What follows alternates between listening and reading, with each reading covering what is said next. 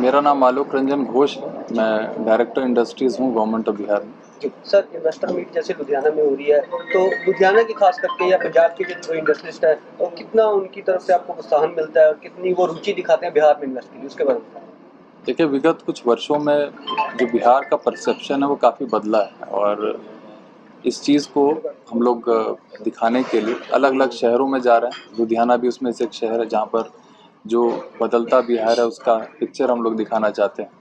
और इसके कारण ये जो इमेज बदल रही है उसके कारण काफ़ी बड़ी इन्वेस्टमेंट जो है राज्य में अब एक्सपेंशन की पॉसिबिलिटीज़ को देखते हुए बहुत सारी यूनिट्स जो पूरे देश में और विदेश में भी हैं वो चाहते हैं कि बिहार में भी उनका एक एक्सपेंशन का एक यूनिट हो, क्योंकि वहाँ पर लेबर की एबिलिटी बहुत चीप है। साथ ही साथ जो सरकार की नीतियाँ काफ़ी फेवरेबल हैं नए बिजनेसमैन के लिए जो अपना एक्सपेंशन चाहते हैं। स्किलिंग की जो नीड्स की बात हम लोग ने बताई कि बिहार स्किल डेवलपमेंट मिशन है जो कि स्किलिंग पे खासकर विशेष रूप से राज्य सरकार अपनी तरफ से जोर देती है और जो यूनिट्स वहाँ पर आती हैं और स्किलिंग अगर वो अपनी तरफ से भी कराती हैं, स्किल लेबर तैयार करते हैं, तो उसके लिए हम लोग स्किलिंग के लिए सब्सिडी भी उपलब्ध कराते हैं। सर, जैसे किसी भी प्रदेश में इन्वेस्टमेंट के लिए, निवेशकों के लिए सबसे ज़रूरी है कि जो वहाँ का लॉ एंड ऑर्डर है या जहाँ पे माहौल है वो अच्छा हो। तो बिहार में किस तरह के हालात हैं अभी? क्योंकि जैसे पंजाब में और अन्य राज्यों में ऐसे थोड़े माहौल लॉ एंड ऑर्डर को लेके सवाल खड़े होते हैं, तो बिहार में क्या आप कमिटमेंट करते हैं? देखिए, मैंने पहले ही बताया कि परसेप्शन एक बहुत बड़ी चीज़ होती है और बिहार में जो लॉ एंड ऑर्डर में जो सुधार हुआ है, मैं तो आप सबों को आमंत्रित करूँगा कि आप लोग आएँ और उस चीज़ को फ़ील करें रादर देन मैं बोलूँ कि बिहार में लॉ एंड ऑर्डर सुधर गया है। और इस कारण से और इसका बहुत सारे कारण रहे हैं कि राज्य सरकार द्वारा जो इंफ्रास्ट्रक्चर में जो डेवलपमेंट किया गया है, कनेक्टिविटी जो बढ़ गई है। पहले ऐसे सुनसान क्षेत्र थे जहाँ पर समस्याएं लॉ एंड ऑर्डर की रहती थी, वहाँ पर वो समस्या नहीं, क्योंकि कनेक्टिविटी बढ़ गई, लोगों का आर्थिक स्तर भी काफ़ी ज़्यादा बढ़ गया। तो लॉ एंड ऑर्डर की सिचुएशन जो बड़ी है उसको आप लोग आकर खुद महसूस करें। और यही कारण भी है कि अप्रत्यक्ष रूप से, इनडायरेक्ट रूप से जो इन्वेस्टमेंट्स राज्य में आ रहे हैं उसका एक तरीके से इनडायरेक्ट इंडिकेशन भी है कि यहाँ पर चीज़ें बहुत ज़्यादा व्यवस्थित हो रही हैं और आने वाले दिनों में और अच्छी माहौल वहाँ पर। क्या सर इस बार टारगेट लेके चले हैं पिछले बार से, मतलब पिछली बार जितना हुआ 50, इस बार क्या टारगेट?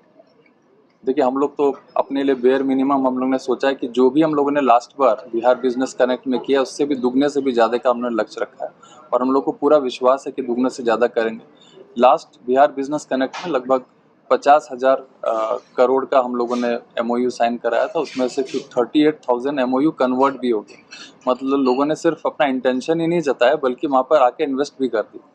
और आने वाले दिनों में हम लोग ने जो बिहार बिजनेस कनेक्ट 24 के लिए रखा वो 1 लाख करोड़ से भी ऊपर का लक्ष्य मिल रहा है। जैसे पंजाब में भी अब इंडस्ट्री को एक बड़ी मार चाइना की पड़ रही है, कैसे देखते हैं कि उसको कैसे कम्पीट करें, क्योंकि पंजाब में आप बिजनेस हो गए या अदर स्टेट? देखिए, किसी भी राज्य में अगर बड़ी इंडस्ट्रीज़ को आना है तो छोटी इंडस्ट्रीज़ को पहले आना हो। MSME इसमें एक बहुत महत्वपूर्ण इसमें भूमिका अदा करता है। राज्य में, बिहार राज्य की अगर बात बताऊं तो 34 लाख से भी अधिक MSME की यूनिट्स अब वहाँ पर आ चुकी हैं। और MSME जो इकोसिस्टम की हम लोग बात करते हैं कि छोटी छोटी इकाइयाँ जब रहती हैं, एंसिलरीज वहाँ पर रहती हैं, तो बड़े उद्योग स्वतः ही अपने वहाँ पर आने लगते हैं। और उसका दूसरा चक्र भी चलता है कि बड़ी इंडस्ट्री आ जाती है तो छोटी छोटी इकाइयाँ भी आ जाती हैं। चाइना के साथ हमारा जो भी कंपटीशन है वो इन छोटी छोटी इकाइयों को लेकर है, जो बेसिक रिक्वायरमेंट्स है उसको लेकर है। अगर हम लोग आत्मनिर्भर बनेंगे, हमारा देश एज अ होल, राज्य एज अ होल, मुझे नहीं लगता कि चाइना से कोई हम लोग को डरने की आवश्यकता है। हम हर राज्य अपना विकास कर सकते हैं। जी, मेरा नाम वंदना प्रेशवा, ये मैं सचिव उद्योग हूँ, secretary industries government of Bihar में। और हमारी एक टीम आई हुई है बिहार से, डायरेक्टर इंडस्ट्रीज़ आलोक और जॉइंट सेक्रेटरी इंडस्ट्रीज़ रवि। तो मैम, लुधियाना में जैसे इन्वेस्टर मीट आपने एक बुलाया है, तो पिछले 2 साल से लगातार हो रहा है, तो इस साल कौन-कौन सी ऐसी ऑफ़र्स हैं जो इंडस्ट्रिस्ट को प्रोवाइड करवाई जा रही है, ऑफ़र की जा रही है, उसके बारे में बताएँ? जी, ये हम लोग लुधियाना पहले भी आए हैं और उसका अच्छा रिस्पांस मिला है। कुछ इंडस्ट्रीज़ वहाँ पे आए हैं, वहाँ पे जैसे ओसवाल का हमने बताया कि लॉजिस्टिक्स का आया है। और लेकिन इस बार हम लोग फोकस कर रहे हैं टेक्सटाइल्स पे और गारमेंट्स पे। और हमारे इन्वेस्टर्स से बात हुई है और बहुत लोग अपना इन्वेस्टमेंट्स को बढ़ाना चाहते हैं, मतलब एक्सपैंड करना चाहते हैं। तो हमने कहा कि जो आपकी अगली यूनिट है आप बिहार में लगाइए और हम वहाँ पे आपको इंसेंटिव्स देंगे। जैसे कि हम लोग कैपिटल इंसेंटिव देते हैं, इंटरेस्ट सबवेंशन का देते हैं, लेबर का देते हैं, लेबर एम्प्लॉयमेंट का देते हैं हम लोग। Electricity duty.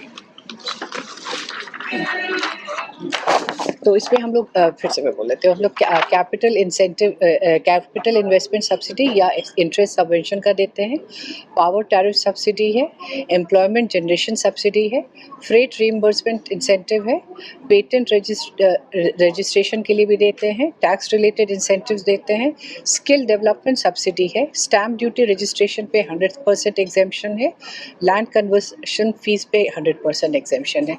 तो ये मेरे को लगता है पूरे इंडिया में ये सबसे रोबस्ट पॉलिसीज, सेक्टोरल पॉलिसीज़ हम लोग लेके आए हैं, और यही उसी की वजह से हमारे पास इन्वेस्टर्स काफ़ी इंटरेस्ट शो कर रहे हैं। कौन से सेक्टर को लेकर आप टारगेट कर रहे हैं खास? देखिए, बिहार में अभी जो सबसे ज़्यादा आ रहा है वो फूड प्रोसेसिंग का है, टेक्सटाइल्स का है और जनरल मैन्युफैक्चरिंग का है। तो ये 3 हमारा अभी सबसे हाई प्रायोरिटी सेक्टर्स है, लेकिन हमारे पास आईटी के भी कंपनीज इंटरेस्ट शो कर रहे हैं, तो वो बहुत ही बड़ा बास्केट है। लेकिन अभी food processing, leather and textiles and general तो मैन्युफैक्चरिंग। मैम, जैसे इन्वेस्टर से आपने बोला कि आपकी मीटिंग हुई है, तो फिलहाल अभी इस सेशन में किसी ने एमओयू साइन किया आपके साथ, किसने? या देखिए, commitment ऐसी एमओयू हुई है? जो साइन होते हैं वो दिसंबर में साइन होगा। जी। तो अभी हम लोग बातचीत करके जाते हैं, फिर इसके बाद उनको भी थोड़ा सा हम लोग और फिर फॉलो अप करते हैं। तो उसके बाद एमओयू तो हमारा दिसंबर में साइन होगा, वो एक समेकित रूप से बड़े पैमाने पे साइन होता है। मैम, पहले जो आपने सबमिट किए उससे कितना का बेनिफिट मिला, कितना बिजनेस जो आपको मिला? जैसा मैंने कहा कि पिछला जो सबमिट किया था हम लोगों ने, उसमें हम लोगों ने 278 एमओयूज़ किया, और उसमें करीब 50,000 करोड़ का हमारा इन्वेस्टमेंट हम लोगों ने एमओयू किया था उसमें। और within 10 months of signing that, हम लोगों ने अभी तक उसमें से 38,000 करोड़ का इन्वेस्टमेंट्स का प्रॉमिस लेके काम शुरू करवा दिया है। कोई पंजाब के परिणाम भी कुछ या लुधियाना से जो इंडस्ट्री में संबंधित हैं क्या? लुधियाना से भी लोग आ रहे हैं, जैसे मैंने कहा कि कमल ओसवाल साहब है, उनका है वहाँ लॉजिस्टिक्स का, उन्होंने हाजीपुर में किया है, बहुत बड़ा उन्होंने इन्वेस्टमेंट किया है। तो मैम, जैसे पंजाब लैंडलॉक प्रदेश है, तो बिहार में ऐसी कोई लिमिटेशंस इंडस्ट्री को लेके तो नहीं है? जैसे पंजाब इस मामले में थोड़ा पीछे रह जाता है, ट्रांसपोर्टेशन को लेके, लैंडलॉक स्टेट है तो उसको लेके। जी, जिस तरह से पंजाब लैंडलॉक्ड है उसी तरह बिहार भी है, लेकिन पंजाब में भी ड्राई पोर्ट है, और हमारे बिहार में भी अब एक ड्राई पोर्ट खुल गया है बेहटा के पास। तो उससे क्या होता है कि बहुत ही सहूलियत हो जाती है एक्सपोर्ट्स करने में। तो ऐसा कोई उसकी वजह से ये लैंडलॉक होने की वजह से ऐसा कोई ड्रॉबैक नहीं मुझे लगता है कोई है। तो मैम, लगता है जैसे लेबर जो है वो बिहार या यूपी से ही ज़्यादातर पंजाब में आती है फैक्ट्रियों में, इंडस्ट्री में काम करने के लिए, तो इस चीज़ का बेनिफिट्स जो है इंडस्ट्रिस्ट को मिलेगा, तो जो लोकल लेबर है उनको प्रोवाइड हो जाएगी। जी, अब ये कहीं भी आप देश में चले जाइए तो वहाँ पे बिहार के लेबर्स आपको मिलेंगे।